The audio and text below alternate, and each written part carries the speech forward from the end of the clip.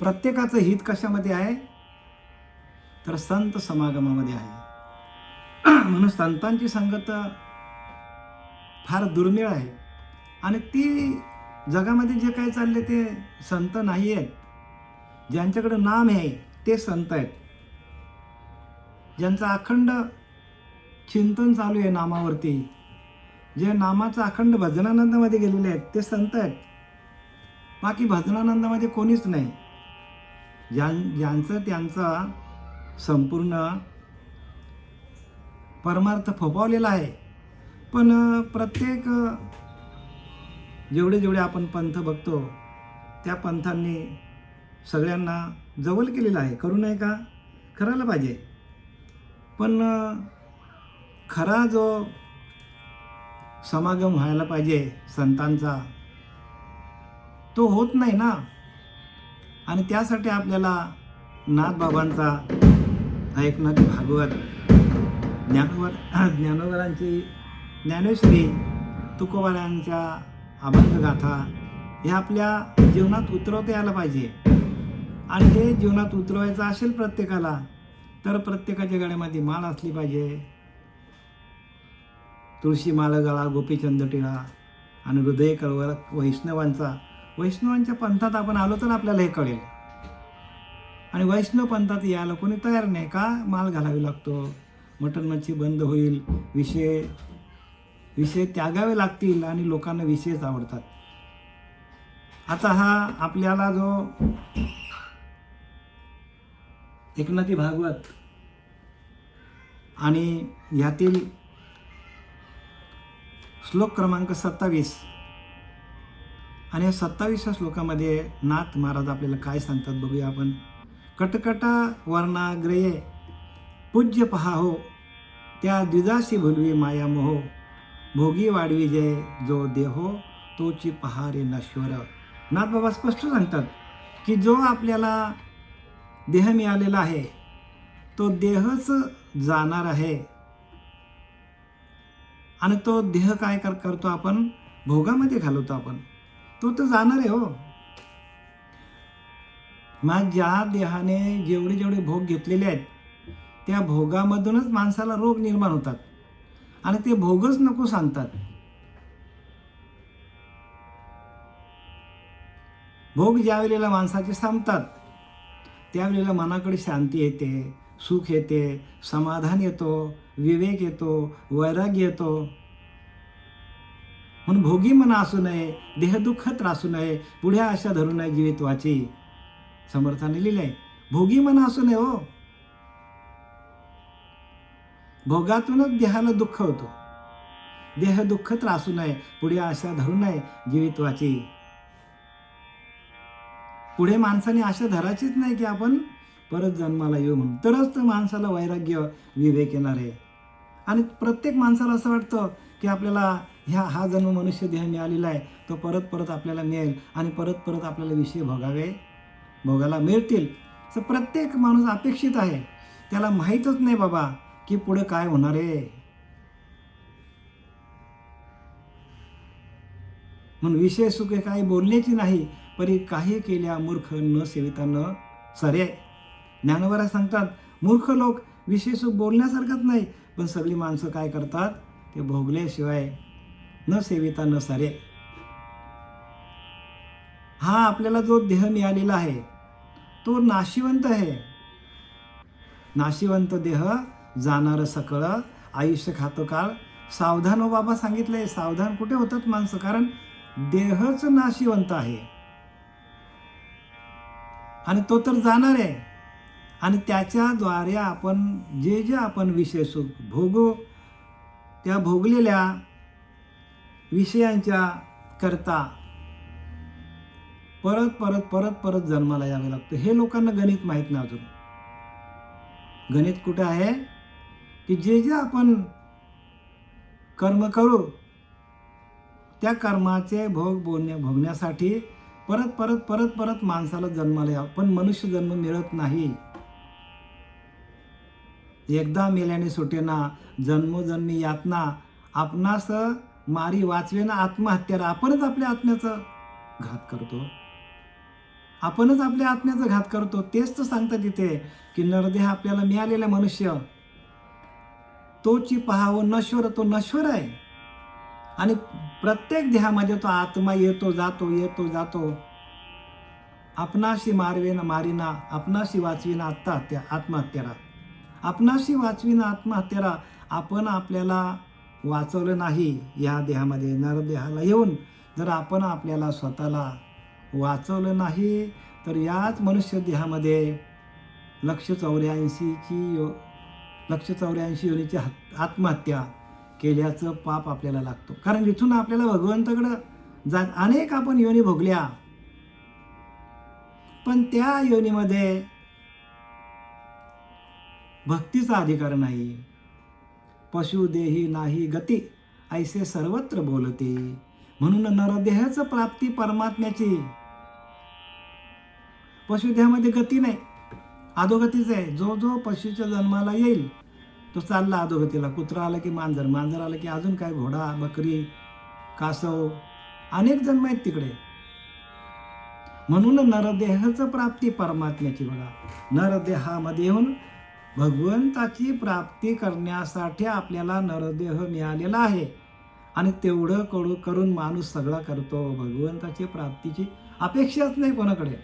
असं कोणाला वाटतच नाही की आपण जन्माला आलोय मनुष्य देह तर आपण भगवंताला प्राप्त करून त्याला मिठी मारूया. आपण भगवंताला प्राप्त करून त्याला आपण मिठी मारूया आणि त्याच्या आश्रयामध्ये आपण राहूया. पण भगवंताचा आश्रय कोणीही घेत नाही. कारण भगवंत काय तेच माहीत नाही त्यांना. भगवंत कशाला समजतो? दगडाच्या मूर्त्यांना देव समजतो. आता दगडाची मूर्ती पण आज ना उद्या जाणारच आहे. दगडाच्या मूर्त्यांना माणूस देव समजतो. आणि दगडाची मूर्ती आज ना उद्या नश्वरच आहे. आज ना उद्या कित्येक काळानंतर त्या मूर्त्या काय होतात? खंडित होतात त्या मूर्त्या. पण त्याच्यामध्ये असलेला जो चैतन्य आहे त्या चैतन्याची आपल्याला ओळख होण्यासाठी प्रत्येक मूर्तीमध्ये असलेलं चैतन्य आहे. आणि त्या चैतन्याची आपल्या रोमारोमामध्ये अनुभूती येण्यासाठी संतांना शरण जावं लागतं. कारण ते चैतन्यच परब्रह्म आहे.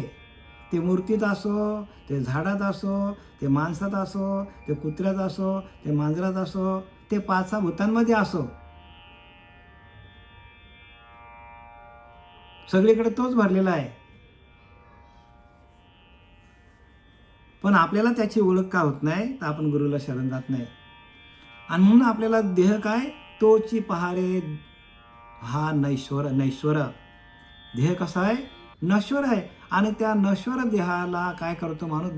देहाकडून माणूस विषय भोग भोगत बसतो. म्हणजे मायेमध्ये अडकतो. मायेमध्ये भोग भोगताना मायेमध्ये अडकतो माणूस. प्रत्येक माणूस तसाच आहे. त्या देहाशी जे नाना भोग तोच त्याशी क्षयरोग. काय सांगितलंय? क्षयरोग आहे. क्षयरोग काय करतो? हळूहळू हळूहळू माणसाला काय करतो? क्षय करून टाकतो. त्याचा साप नायनाट करून टाकतो माणसाच्या देहाला. एकदा का क्षयरोग लागला हळूहळू हळूहळू काय करतो? तो पोखरून टाकतो. आणि शेवटीला देहाला खुलखुला करून टाकतो माणसाला. तसे विषय काय करतात? माणसाला देहाचा खोकला करतात. एवढा मोठा नरदेह आपल्याला मिळालेला आहे. त्या नरदेहामध्ये विषयांनी प्रवेश केल्यानंतर जसा क्षयरोग एकदा माणसाला लागला की तो हळूहळू काय करतो? हाडामध्ये घुसतो. हाडं पण खाऊन टाकतो तो. आता उपचार निघाले ते गोष्टी वेगळी आहे. पण पूर्वीच्या काळी तर धडाधड माणसं मारायची. आता त्याच्यावर संशोधन निघालेलं आहे. तसा आपल्याला काय आहे? तर क्षयरोग लागलेला आपल्याला, म्हणजे या देहाला हळूहळू ह्या विषयांचा क्षयरोग लागलेला आहे. पण विषयांचा क्षयरोग आपल्याला घालवण्याचा असेल तर आपल्याला एक संतांनी आपल्याला एकच टॅबलेट दिलेली आहे. ती म्हणजे काय? हरिनामाची टॅबलेट. आणि ती आपल्याला घेतली पाहिजे. हो, हरिनामाची, बरं का. आणि या हरिनामाचा जो डोस आपल्याला संतांनी पाजलेला आहे त्या डोसाच्या द्वारे आपल्याला हा क्षयरोग घालवता येतो. कायमचाच घालवता येतो बरं का. परत हा क्षयरोग तुम्हाला लागणार नाही, तर तुम्ही भगवंताला जाऊन भेटाल. तो जो आपल्याला डोस पाजतात संत त्या नामाचा, हरिनामाचा, तो आपण जर घेतला सातत्याने, तर आपल्याला या भूतलावर कुठलाच रोग लागणार नाही आणि आपल्याला भगवंताची प्राप्ती याच देही याच डोळा, याच देही आणि याच डोळा, आपल्याला मुक्तीचा सोहळा बघता येतो. त्या देहाशी जो नाना भोग, तोची त्याची क्षयरोग. बघा, धन जोडणे अनेक तोची मार्ग निधनत्वा. म्हणजे धन जोडणे अनेक तोची मार्ग निधनत्वा, म्हणजे धन जोडणं, धनाच्या मागे लागणं, हेच काय तोची मार्ग निधनत्वा. तो मरणाचा मार्ग आहे धन जोडणं. म्हणजे बघा किती पैसा जमवतात माणूस, करोडो रुपये, अब्ज रुपये, कोट्या रुपये, अरबो खरबो रुपये माणसाकडे असला तरी पण तो व्यापार वाढतच जातो. तो नामस्मरणाच्या भानगडीत पडतच नाही कुठलाच माणूस. त्याला वाटतं पैसा म्हणजे सगळं आहे.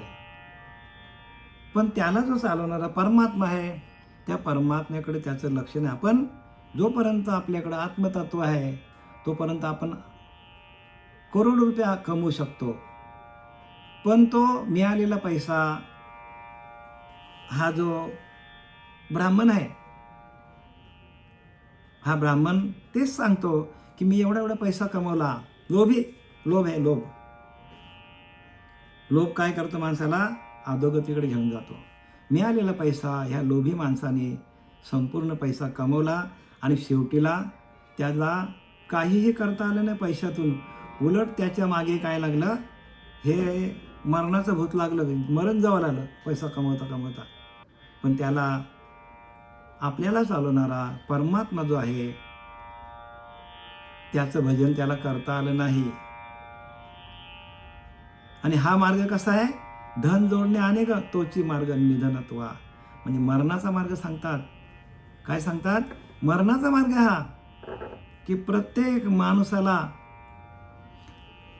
एक पल काय करतो, मनुष्य मरणाकडे चाललेला आहे.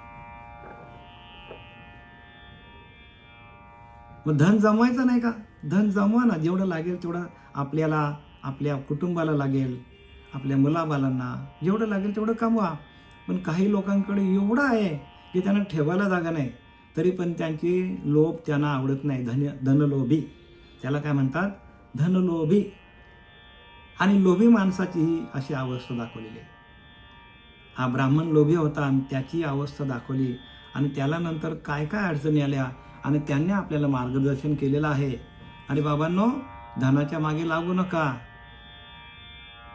हा देह, धन आल्यानंतर हा देह काय करतो, विषयांच्या मागे जातो आणि विषय सुखाच्या मागे धावतो आणि शेवटीला आपलं आयुष्य निघून जातो. आणि नंतर आपली ट्यूब पेटतो की अरे बापरे, आपण भगवंताचं नामस्मरण केलंच नाही. ते धन मिळे अनायासी, या लगे धनवंत उपाशी, अर्थ जोडून प्रयासी, भोगिता कामाशी सुख काय. ते धन मिळे अनायासी, आणि तो पैसा अनायासी मिळाला बरं का, तर त्याची चटक मनुष्याला लागून त्याच्या मागे लागतो, त्याच्या मागे धावतो. अनायासी म्हणजे इझी मनी. हो, बरेचसे लोक आता आहेत इझी मनी आहे त्यानं. इझी मनी म्हणजे पैसा सहज मिळतो. पैसा कमी श्रमामध्ये जास्त पैसा मिळाला, त्याला इझी मनी म्हणतात. आणि असा हा पैसा काय करतो माणसाला, तर असा हा पैसा माणसाला चटक लावून देतो. आणि हा मिळालेला पैसा सहज मिळाल्यामुळे, त्याची किंमत नसल्यामुळे, तो पैसा, त्या पैशाची शक्ती विषयांवर माणूस वापरतो. कशावर वापरतो, विषय भोगण्यामध्ये घालवतो. आणि मग त्याच्या मागे, विषयाच्या मागे लागतो.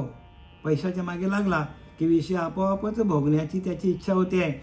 आणि पैसा जर मोठ्या श्रमाने मिळवावा लागला तर मग त्याच्या पुढे मिळणाऱ्या भोगात सुख कसले.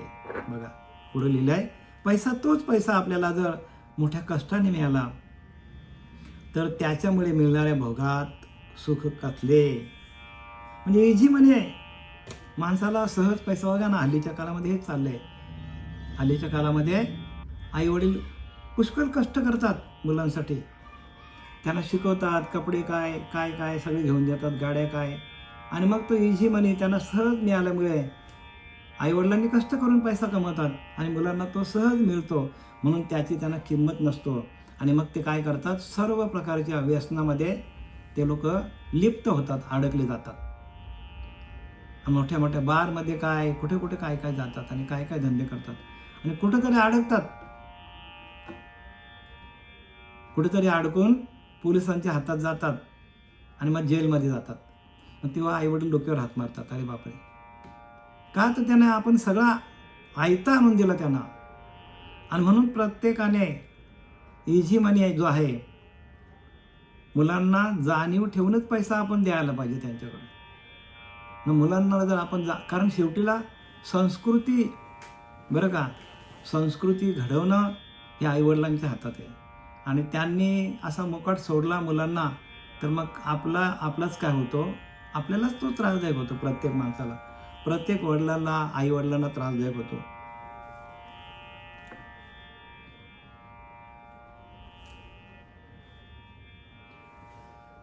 ते धन मिळे अनायासी, या लागी धनवंत उपाशी. अर्थ जोडून या प्रयासी, भोगिता कामाचे सुख काय. ते धन मिळे अनायासी म्हणजे सहज मिळायला लागला. या लागी धनवंत उपाशी. बघा, पैसा कमवण्यासाठी धनवंत उपाशी राहतो, पण अर्थ जोडून या प्रयासी खूप प्रयत्न करतो, उपाशी राहून पैसा कमवतो. भोगिता कामाशी सुख काय. आणि त्याला काम सुखाचं एवढं त्याला काय महत्त्व वाटत नाही. का तर त्याने कष्टाने पैसा कमवला असता. बघा, पूर्वीची माणसं एक एक पैसा जोडून जोडून जोडून जोडून जोडून काय करायचं, एक एक पैसा जोडून जोडून पैशाला पैसा जोडायचं. आणि म्हणून त्यांना पैशाची किंमत कळायची. पण आता त्या मुलांना ह्या पैशाची किंमत कळत नाही, कारण त्यांना कुठल्याच प्रकारचा श्रम नाही. रात्रंदिवस अभ्यास करायचा, चांगली बुद्धिमत्ता वापरायची आणि बुद्धीच्या द्वारे उत्तम प्रकारचं शिक्षण घ्यायचं, नोकरी करायची, धंदा करायचा. मग त्यांना तेवढं कष्ट नसतात, पगार पण त्यांना मोठ्या प्रमाणात पगार असतो. आणि मग अशी माणसं काय करतात, एकदा विषयांच्या मागे लागली की त्यांना इझी मनी आहे. आणि म्हणून नाथबाबांनी इथं लिहिले त्यासाठी, कामसुख कामिनी मिळे, सुखार्थ श्रेयस प्रतिपाळी, तोची नाना परिसळी, देता किंकळी सुटेना. आता इथं काय लिहितात बघा, नाथबाबा सांगतात, काम सुख कामनी मिळी. बघा, कामाच्या सुखासाठी त्याने धर्मपत्नी केली.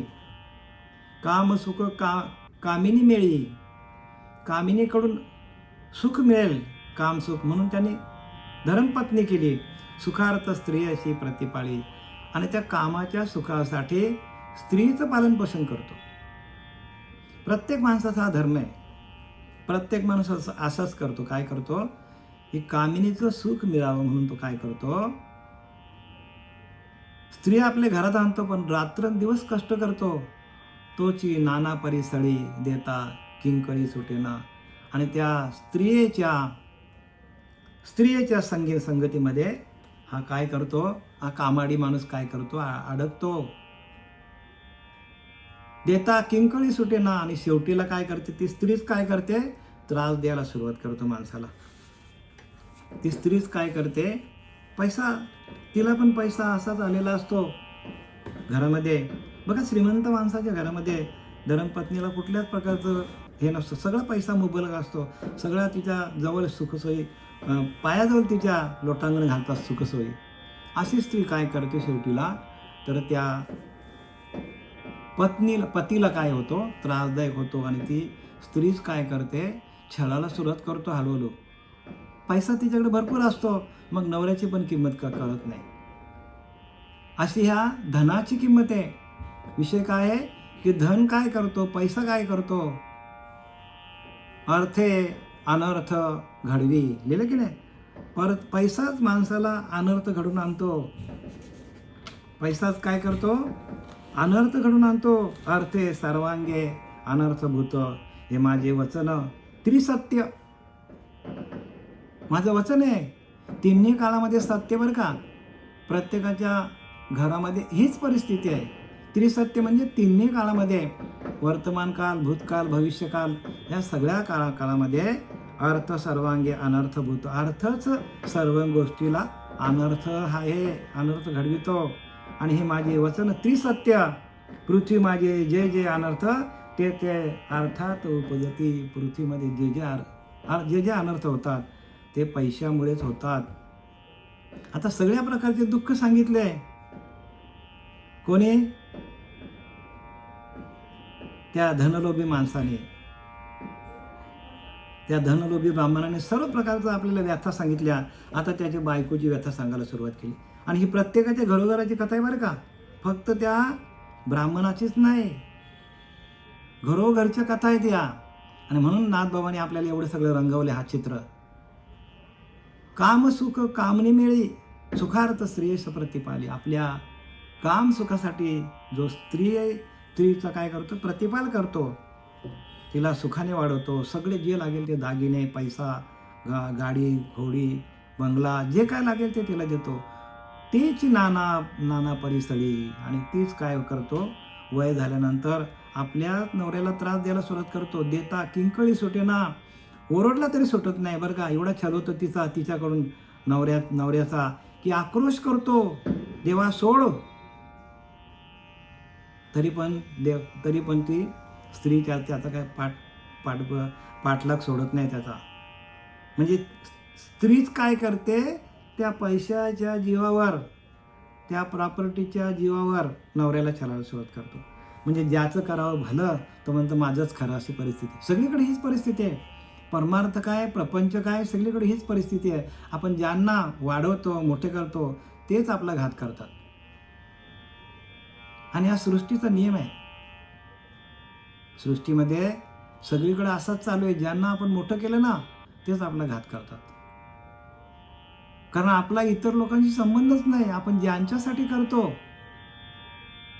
आपण ज्या जिव्हाळ्यासाठी सगळं करतो, कारण बाकी लोकांचा काही संबंधच येत नाही. इथे एखादा अनोळखी माणूस आहे, तो आपल्याला कशाला त्रास देईल. आपल्या परिचयाची माणसं जेवढे आपल्याकडे संबंध वाढतील, आपले जेवढे संबंध वाढतील, परमार्थिक असो, प्रपंचिक असो, कुठलेही असो संबंध, राजकीय असो, ते माणसंच आपल्याला काय करतात, त्रास देतात. कारण आपल्या खाना खुना संपूर्ण त्यांना माहिती असतात. जे काय आपण करू, आपले लू फॉल्स म्हणतात त्याला. काय म्हणतात, आपली कमजोरी कुठे आहे हे बरोबर ओळखतात माणसं. तसं आता स्त्री पण पुरुषाची कमजोरी काय आहे ती ओळखतात, त्याला छळायला सुरुवात करते. म्हणजे मुसक्या बांधतात थोडक्यात. या बायका पण काय करतात, पुरुषांच्या मुसक्या बांधतात असं दाखवले ते. काम सुख कामनी मिळे, सुखार्थ स्त्रियस प्रतिपाळी, तेची नाना परिसळी, देता किंकळी सुटे न बा. ओरडतो, अनेक प्रकारचा आक्रोश करतो, तरी पण ती सुटत नाही. का तर शेवटीला संपूर्ण आयुष्य त्या स्त्रीबरोबर त्यांनी घालवलेले असतो. आणि अंतकाली तो कसा काय तिला सांगणार, त्रास कसा देणार. कारण एकदा का जिथं माणसाचा विश्वास बसला, जीव बसला, तो लवकर निघत नाही. स्त्री पुत्र काम भोगाधिक, तेने देहाशी धावे सुख. सुरुवातीला काय होतं की स्त्री आणि पुत्र काम भोगाधिक, तेने देहाशी धावे सुख. तो देहोची मरणमुख नित्य अंतक लागला. काय सांगतात, ज्या देहाच्या सुखासाठी, वासना तृप्तीसाठी स्त्री आणि पुत्र इत्यादी जमविले, म्हणजे स्त्री केली, मुलं झाली, बालं झाली, मुली झाल्या, आणि तो देहच मृत्यूच्या घशात आधीच पडलेला असतो.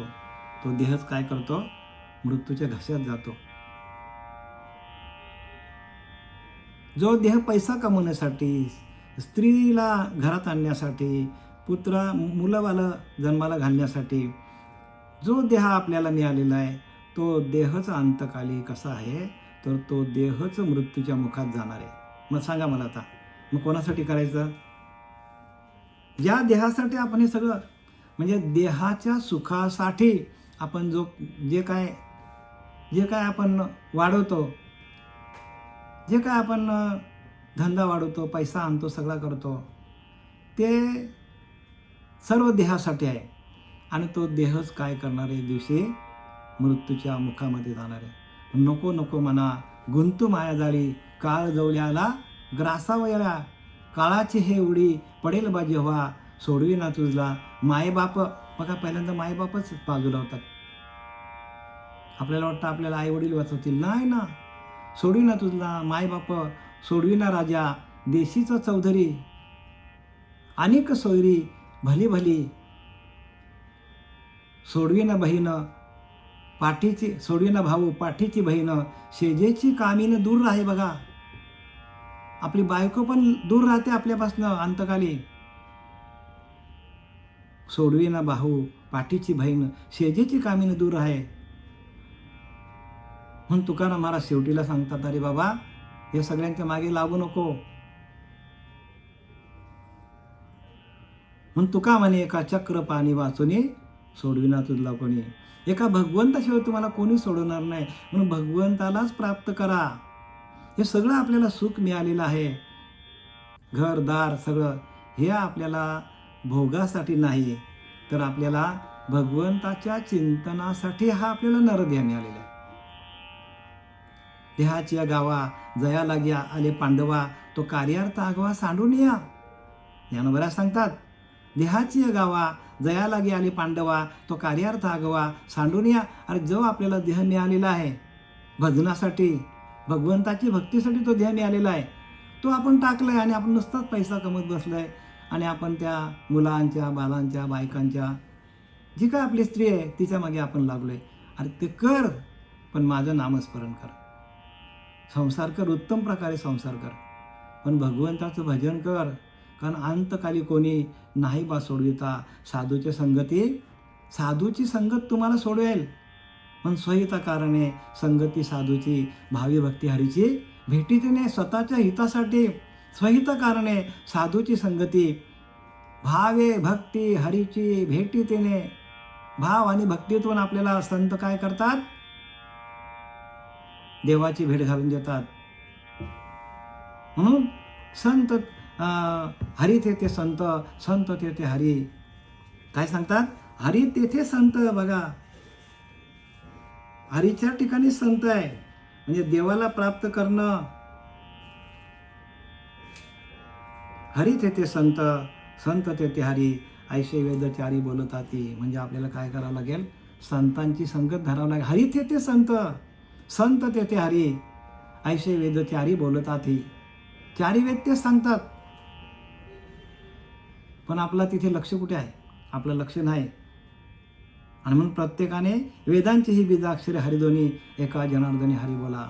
वेदांची बीजाक्षरे हरिध्वनी, हरी बोला देता, हरी बोला खाता, हरी बोला उठता बसता, हरी बोला, हरी बोला एकांती, हरी बोला लोकांती, देह त्यागा अंती, हरी बोला. आणि एवढं धंदा, हरीचा धंदा आपल्याला करता येत नाही. म्हणून प्रत्येक ठिकाणी जाताना हरी हरी हरी हरी हरी हरी, हरी गोविंद, हरी गोविंद.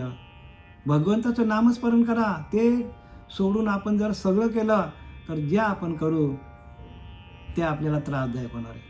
आणि आपण ते घेऊन सगळं केलं, भगवंताचं नाम स्मरण करून आपण जर सगळं केलं, प्रपंच सांभाळला, पैसा कमवला, सगळे आपण नाते गोते जोडले, तरी आपल्याला शेवटीला ते त्रास देणार नाही. का तर आपण काय, त्या हरिनामामध्ये आपण दंग असू. ह्या सगळ्यांना सांभाळता भगवंताचं नामस्मरण आपल्याला मिळालं तर आपल्याला भगवंताची प्राप्ती ह्या देहात जोडता येतो. जे जे अतिक्रमे घडे ते काल बयास, काल वैसा तोडी. जे जे अतिक्रमे घडी ते काल वैसा तोडी. तेथ कोण भोगाची गोडी, धन कामे वेडी सज्ञाने केली. प्रत्येक घटकेला काल आयुष्यात तोडत चाललंय आपल्याला. एक एक पल काय करतो, काल आपल्याला घेऊन चाललेला आहे. म्हणून पल गेली, घटिका गेली, तास गेले, घटिका गेले. पल गेली घटिका गेली, तास गेला घंटा वाजे घनाना, आयुष्याचा नाश होतो राम कार्य म्हणाना. ते राम आपल्याला म्हणता यायला पाहिजे. आणि तेवढं सोडून बाकी सगळं करतो माणूस. काय करतो? आपल्याला राम नाम आपल्याला मुखामध्ये येत नाही, बाकी सगळं करतो. एक एक पल आपल्याला आपण कुठे मृत्यूच्या तोंडामध्ये चाललेलं आहे. असं काल आपल्याला घेऊन चाललेलं. तर ताई बोलले की नाही इतक्यात तुम्हाला की दरदरू साप गिरी जात उभा आहे उभा, त्याने तो माश्या वेटाली जिभा, तैसा प्राणी कौनिया लोभा वाढवी ती तृष्णा. एक एक जसा सापाच्या तोंडामध्ये तो बेडूक आहे. बेडूक काय करतो? त्या माशीला धरायला चालला. जसा आपला एक एक पल आपण म्हातारे होत आलो, एक एक पल आपला निघून चाललेला आहे आणि आपण त्या लोभाच्या मागे लागलोय. प्रत्येक माणूस काय करतो? त्या लोभाच्या मागे लागलेला आहे. म्हणजे आपण काल आपल्याला आता 50 वर्ष झाली, 60 वर्ष झाली, आपला अर्धा गिळून टाकले काळाने, तरी आपला लोभ सुटत नाही. लोभ सुटायला पाहिजे माणसाचा. जसा तो बेडूक माशीला धरायला चाललाय, अर्धा गेलाय सापाच्या तोंडात, तसं आपण काळाच्या तोंडात गेलोय आणि ती माशीला धरायला चाललाय तो. तसं आपण काय करतो? पैशाच्या मागे लागलोय, प्रपंचाच्या मागे लागलोय, विषयांच्या मागे लागलोय. आणि आपल्याला काळाने आपल्याला 70-80% घेऊन गेले आपल्याला काळ, आणि तरी पण आपले डोळे उघडत नाही. दरदरू साप गिळी जात आहे उभा, की तो माशीया वेटाळी उभा जिभा, तैसे प्राणी कौन्या लोभा वाढवी ती तृष्णा. आपल्याला सावध केलं ज्ञानोबरांनी 9व्या अध्यायामध्ये, पण आपण सावध होत नाही ना. तर प्रत्येकाने सावध व्हा. जे आपल्याला जे दिसतं ना आपल्याला, ते सगळं नाशिवंत. आणि प्रत्येक देह जो आहे तो देह काळाचा आहे बघा. देह ते काळाचे, वित्त कुबेराचे. येथे मनुष्या तुझे काय, इथं मानवाचं काहीच नाही हो. झालेली सेवा आपले सच्चिदानंद सद्गुरू श्रीपाद बाबा, रामदास बाबा, नारायण बाबा, नाना बाबा, पांडुरंग देवकर बाबा यांच्या चरणी समर्पित करीत आहे. पुंडलिकावरती हरी विठ्ठल श्री ज्ञानदेव तुकाराम पंढरीनाथ भगवान की जय. माऊली ज्ञानेश्वर महाराज, जगद्गुरु तुकाराम महाराज, शांती ब्रह्म एकनाथ महाराज की जय.